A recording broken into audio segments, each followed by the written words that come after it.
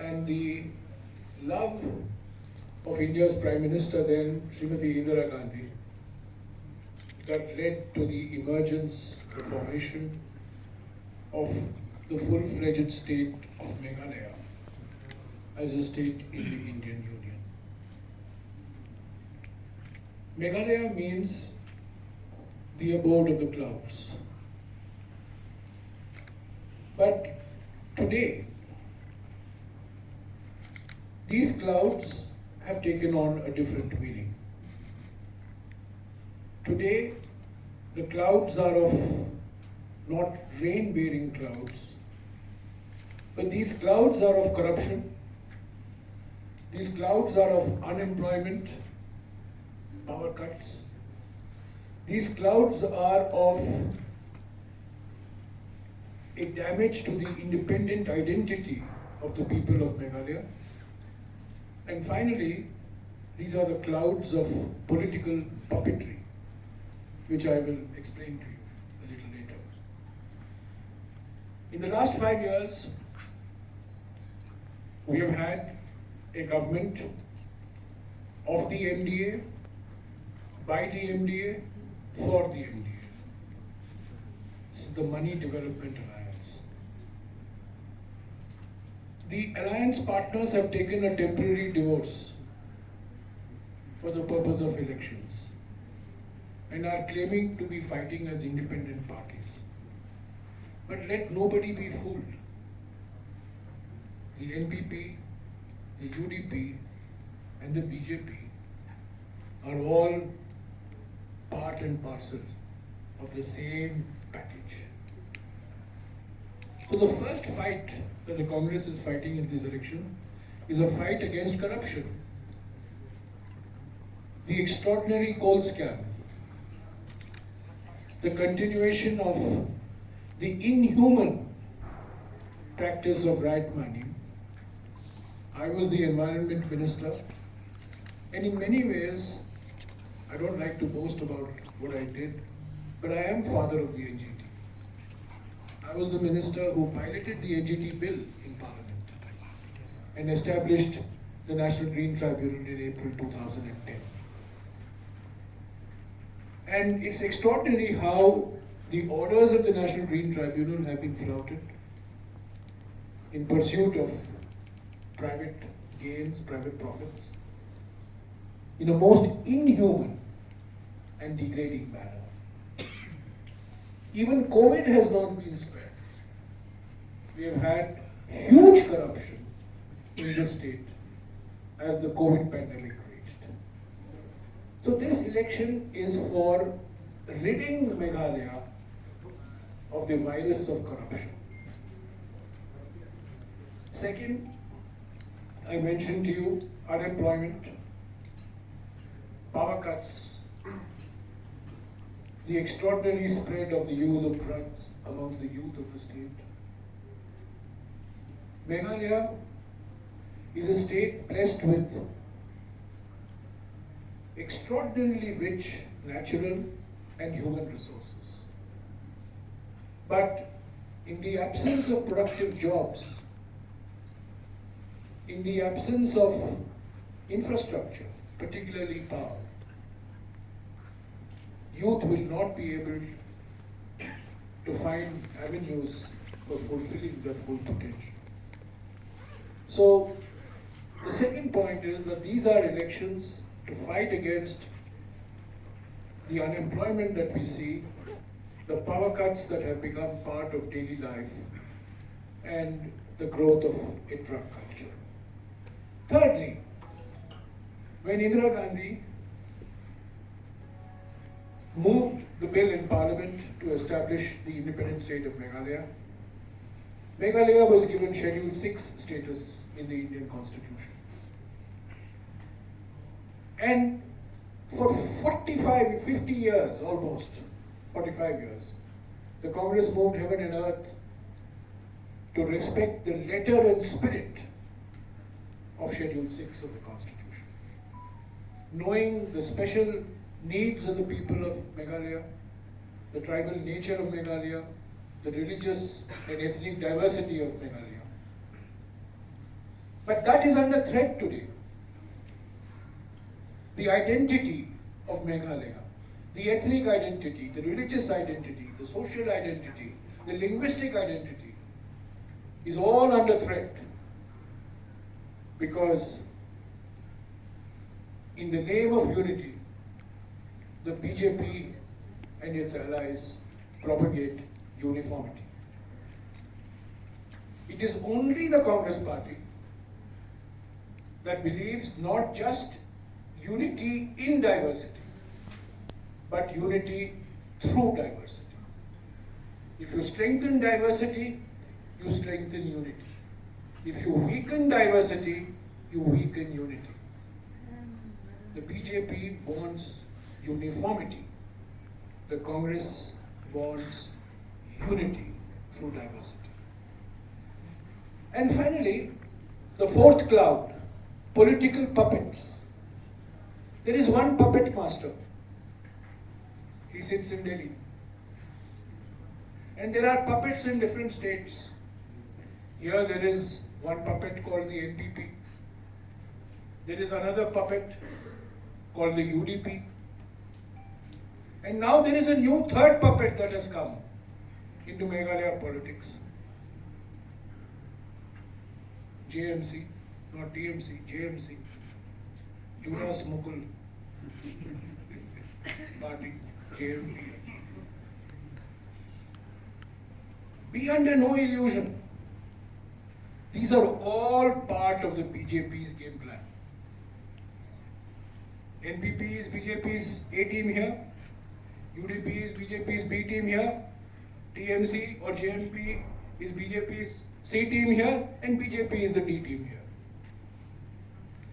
Congress is fighting a three-party or four-party alliance led by the BJP.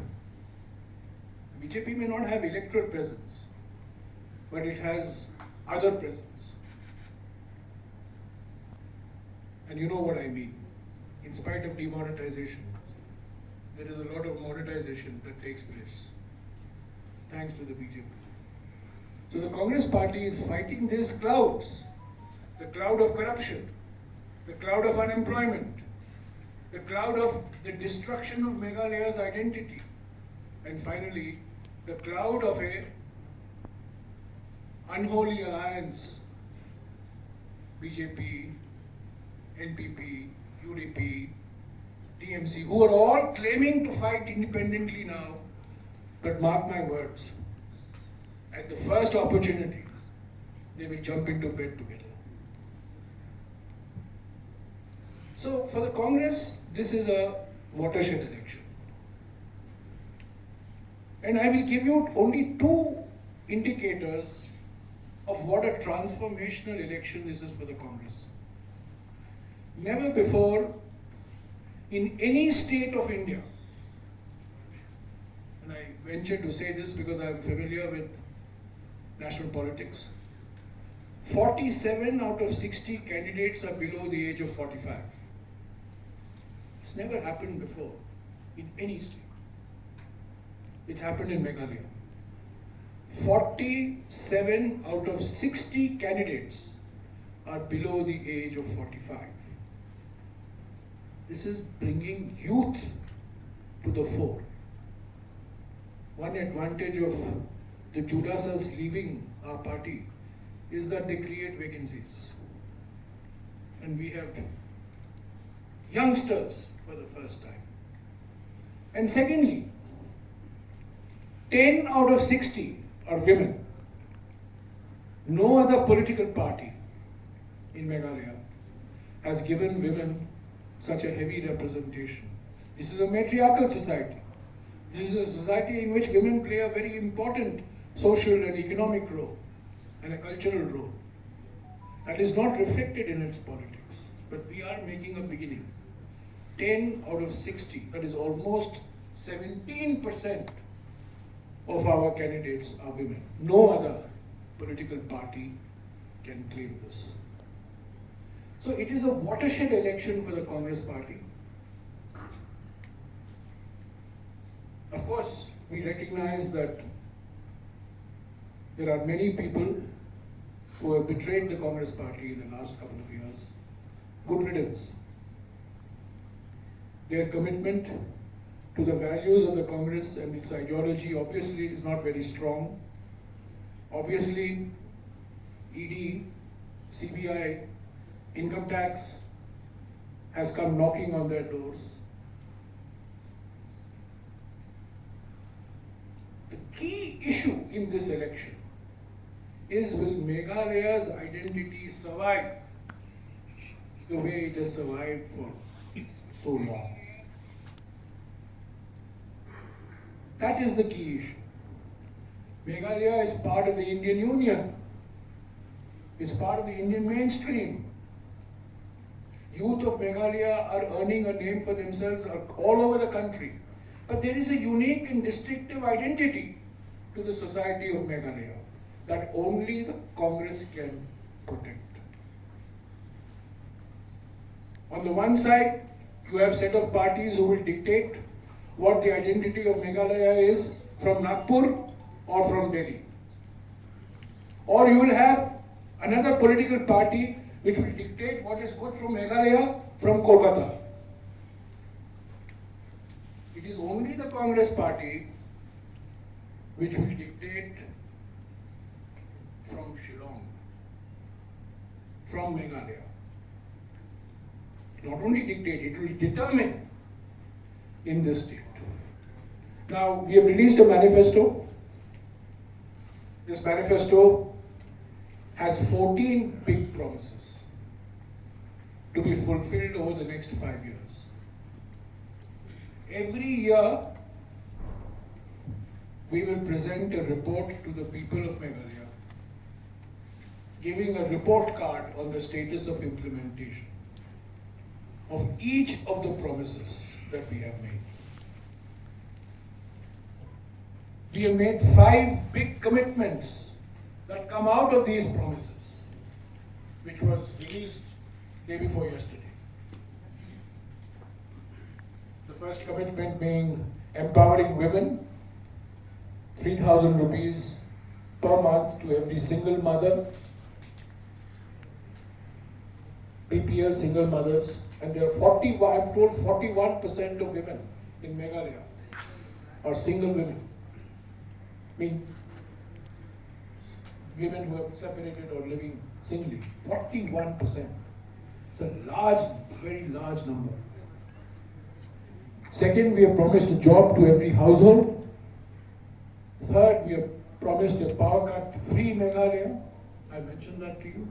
Fourth, corruption-free Meghalaya. Most important, we will have a law against corruption. We will implement this law. We will have an ombudsman. We will have a strong anti-corruption machinery. And whatever the orders passed by legal authorities, like the National Green Tribunal, will be implemented fully. And fifth, we have promised a drug-free Meghalaya. These 5 promises come out of these 14 promises contained in our manifesto. As I said, manifesto is a very sacred document to us. We will have an annual report to the people on the implementation of this manifesto, and we will hold ourselves accountable to the people of Meghalaya for this manifesto.